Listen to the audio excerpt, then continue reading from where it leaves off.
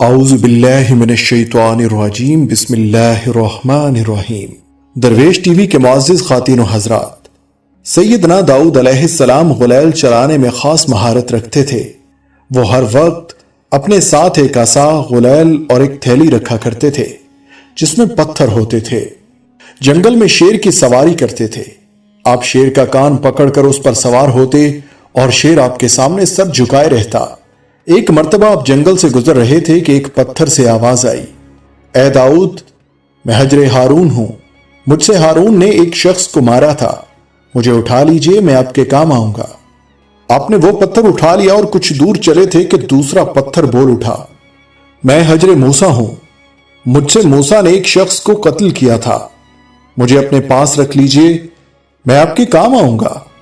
آپ نے اس پتھر کو بھی اٹھایا اور اپنے تھیلے میں ڈال لیا۔ ابھی آپ چند قدم ہی چلے تھے کہ ایک تیسرے پتھر نے سزا لگائی، میں حجر داؤد ہوں جو نبی ہے اور وہ مجھ سے جالوت کو ماریں گے۔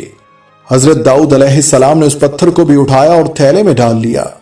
اس وقت جالوت کا پورے ملک میں شہرہ تھا۔ یہ دیو ہیکل ظالم فلسطینی سردار تھا اور موجودہ اسرائیل اور فلسطینی ریاست پر انسانیت کی ناک میں دم کر رکھا تھا۔ وہ بنی اسرائیل سے شدید نفرت کرتا تھا، انہیں تنگ کرتا تھا۔ ریاست کا بادشاہ طالوت بھی جالوت کے مظالم سے تنگ تھا۔ اس نے اپنے وزیروں اور مشیروں کو بلوایا اور جالوت سے نجات کا طریقہ دریافت کیا۔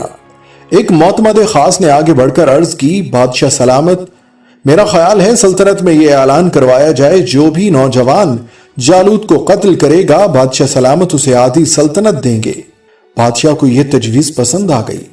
اس نے منادیوں سے ملک بھر میں اعلانات شروع کروا دیے۔ یہ اعلان حضرت داؤد علیہ السلام تک بھی پہنچا۔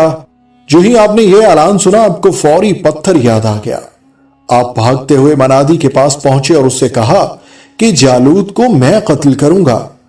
منادی یہ خبر لے کر بادشاہ کی خدمت میں پہنچا اور بادشاہ کو بتایا کہ ایک نوجوان نے یہ چیلنج قبول کر لیا ہے۔ بادشاہ نے فوراً اس نوجوان کو طلب کیا اور ملاقات کے بعد مطمئن ہوا کہ یہی نوجوان جالوت سے ٹکر لے سکے گا۔ حضرت داؤد کے اس چیلنج کے بعد اسرائیلیوں اور فلسطینیوں کے درمیان جنگ کا آغاز ہو گیا۔ اسرائیلی جالوت کی فوج اور جنگی سامان دیکھ کر پریشان ہو گئے اور اپنے بادشاہ سے کہنے لگے، ہم آج جنگ میں شریک نہیں ہوں گے۔ اسی اثنا میں حضرت داؤد علیہ السلام ایک عام سپاہی کی حیثیت سے طالوتی لشکر سے نمودار ہوئے۔ دوسری جانب سے جالوت نکلا جو سر سے پاؤں تک دھات میں لپٹا ہوا تھا۔ دونوں نے ایک دوسرے کے آمنے سامنے کھڑے ایک دوسرے کو دعوت جنگ دے رہے تھے۔ حضرت داؤد علیہ السلام نے اپنے تھیلے سے غلیل اور پتھر نکالا، پتھر کو غلیل میں پھنسایا اور جالوت کے سر پر دے مارا۔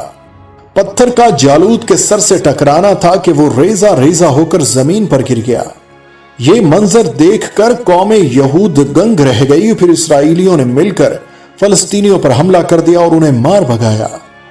بادشاہ آگے بڑھا اور اس نے اپنے وعدے کے مطابق حضرت داؤد علیہ السلام کو آدھی سلطنت عطا کی اور اپنی شہزادی انیاہ سے آپ کی شادی بھی کر دی، اور یوں حضرت داؤد علیہ السلام اس سلطنت کے بادشاہ بن گئے اور یہ محل آپ کی قیام گاہ تھی۔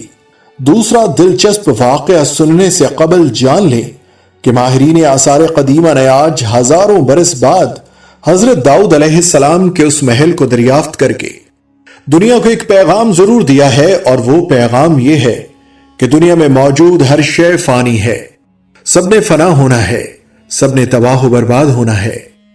آثار قدیمہ کی دریافت سے ثابت ہو گیا، ہزاروں مربع میٹر پر پھیلا اللہ کے ایک نبی کا محل اگر زندہ سلامت نہیں رہ سکتا تو دنیا کے ان چھوٹے چھوٹے حکمرانوں کی حیثیت ہی کیا ہے۔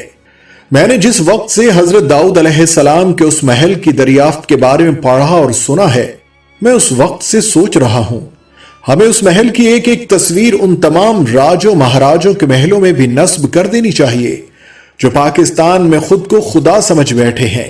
تو دوستو، حضرت داؤد علیہ السلام کا دوسرا عجیب و غریب واقعہ یوں ہے کہ مورخین بیان کرتے ہیں کہ ایک خاتون حضرت داؤد علیہ السلام کی خدمت میں حاضر ہوئی اور عرض کیا، اے خدا کے نبی، آپ کا پروردگار عادل ہے یا ظالم؟ حضرت داؤد علیہ السلام نے فرمایا، تیرا ناس ہو اے خاتون، تو کیا بات کر رہی ہے؟ رب تعالیٰ تو سراسر عدل و انصاف ہے، وہ ذرا برابر بھی کسی پر ظلم نہیں کرتا۔ پھر اس سے پوچھا کہ تم ایسا کیوں کہہ رہی ہو؟ تمہارا کیا معاملہ ہے؟ اس عورت نے اپنا قصہ بیان کرنا شروع کیا۔ اے خدا کے نبی، میں ایک عورت ہوں، میری 3 بچیاں ہیں جن کی پرورش میں اپنے ہاتھ سے سوت کاٹ کاٹ کے کرتی ہوں۔ میں دن بھر بعض اوقات راتوں کو جاگ کر بھی سوت کاٹتی ہوں۔ گزشتہ روز میں اپنا کاتا ہوا سوت ایک سرخ کپڑے میں باندھ کر اسے بیچنے کے لیے بازار جانا چاہتی تھی تاکہ اس کی آمدنی سے بچیوں کے کھانے پینے کا بندوبست کروں، لیکن اچانک ایک پرندہ مجھ پر ٹوٹ پڑا اور سرخ کپڑے کا ٹکڑا جس میں میں نے سوت باندھ رکھا تھا اسے گوشت کا ٹکڑا سمجھتے ہوئے لے اڑا۔ میں یوں ہی حسرت و یاس سے ہاتھ ملتے رہ گئی۔ اب میرے پاس کچھ نہیں کہ اپنی بچیوں کو کھانا ہی کھلا سکوں۔ ابھی وہ خاتون حضرت داؤد علیہ السلام سے اپنی داستان بیان کر رہی تھی کہ اتنے میں آپ علیہ السلام کے دروازے پر دستک ہوئی۔ حضرت داؤد علیہ السلام نے آنے والے کو گھر میں داخل ہونے کی اجازت مرحمت فرمائی۔ اجازت ملتے ہی 10 تاجر یکے بعد دیگرے اندر داخل ہوئے، جن میں سے ہر ایک کے ہاتھ میں 100 دینار تھے۔ تاجروں نے عرض کیا، خدا کے نبی، ہمارے ان دیناروں کو ان کے مستحق تک پہنچا دے۔ حضرت داؤد علیہ السلام نے پوچھا، میرے پاس یہ مال حاضر کرنے کا سبب کیا ہے؟ تاجروں نے جواب دیا، خدا کے نبی، ہم سب ایک کشتی میں سوار تھے، اتفاقاً ایک زوردار آندھی آئی، کشتی میں ایک جانب سوراخ ہو گیا اور پانی کشتی میں داخل ہونا شروع ہو گیا۔ موت ہمیں سامنے نظر آ رہی تھی۔ ہم نے نظر مانی کہ اگر رب تعالی ہمیں اس طوفان سے نجات دے دے تو ہم میں سے ہر شخص 100 دینار صدقہ کرے گا۔ اب پانی کشتی میں تیزی سے داخل ہونے لگا۔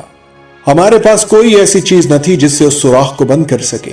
ادھر ہم نے نظر مانی، ادھر رب تعالی نے ہماری مدد کا بندوبست کر دیا۔ ایک بہت بڑا پرندہ منڈلاتا ہوا کشتی کے اوپر آ گیا۔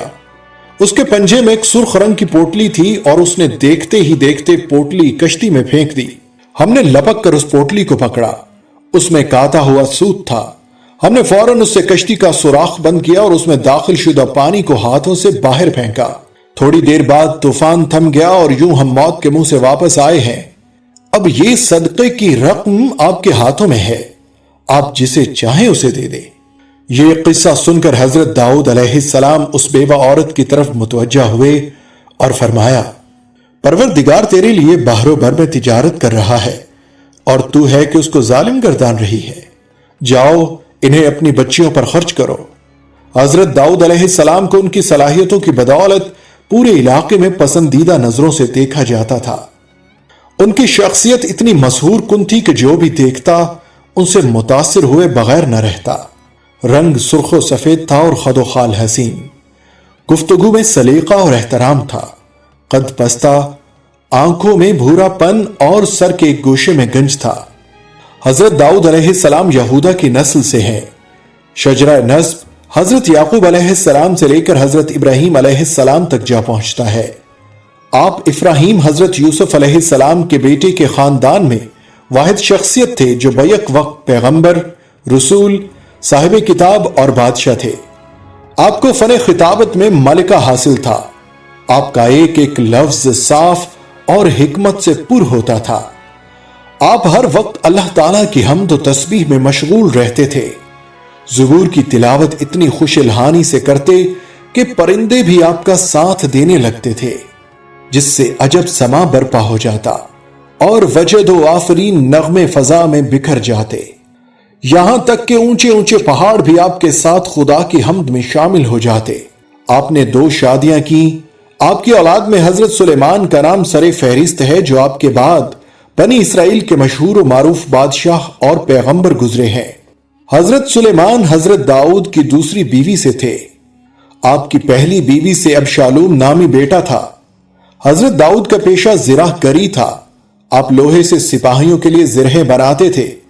لوہا آپ کے ہاتھوں میں نرم ہو جاتا تھا اور اس عمل کے لیے آپ کو بھٹی کی ضرورت ہوتی تھی اور نہ ہی کسی ہتھوڑے کی۔ آپ کی بعثت کا زمانہ حضرت موسیٰ سے 500 سال بعد کا ہے اور آپ علیہ السلام سے حضرت عیسیٰ علیہ السلام تک 1200 سال سے بھی زائد گزر چکے تھے۔ اللہ تعالیٰ نے آپ کو کتاب زبور عطا کی۔ آپ علیہ السلام نے اپنی زندگی کے آخری ایام بیت المقدس میں ہیکل کی تعمیر میں گزارے اور اسی دوران وفات پا گئے۔ دعا ہے کہ اللہ تعالی ہمیں اپنے انبیاء کے نقش قدم پر چلنے اور ان کی زندگی سے سبق سیکھنے کی توفیق عطا فرمائے۔ آمین ثم آمین۔ السلام علیکم ورحمۃ اللہ وبرکاتہ۔